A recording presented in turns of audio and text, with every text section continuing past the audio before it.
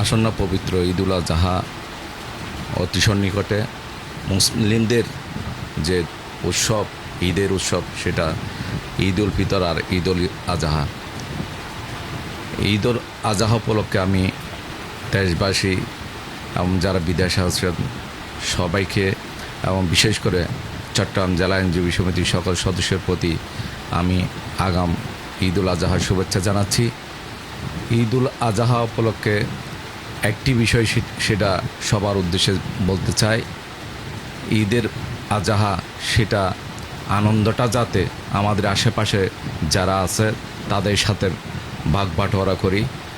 যদি গরিব অসহায় মানুষের সাথে এই ঈদ উল আজহার প্রতিটি বিষয় ভাগ বাটোয়ারা করি তাহলে ওনারা আনন্দিত পাবে এবং ঈদ উল আজহার সার্থকতা চলে আসবে। আরেকটা বিষয় সেটা হচ্ছে যে কি, ঈদ উল আজহা আমাদের একটা বিষয় শিক্ষা দেয়, সেটা হচ্ছে ভাগাভাগি।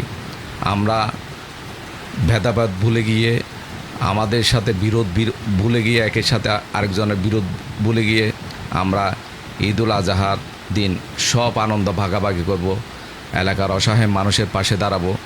এটাই হচ্ছে ঈদ উল আজহার মূল শিক্ষা। আসুন আমরা সবাই ঈদ উল আজহার এই ত্যাগ, ঈদ উল আজহা থেকে, ঈদ উল আজহা থেকে এই শিক্ষা গ্রহণ করি। আমরা সবাইকে নিয়ে আনন্দ উদযাপন করি। সবাইকে আবারও ঈদ উল আজহার শুভেচ্ছা জানাচ্ছি। ধন্যবাদ সবাইকে।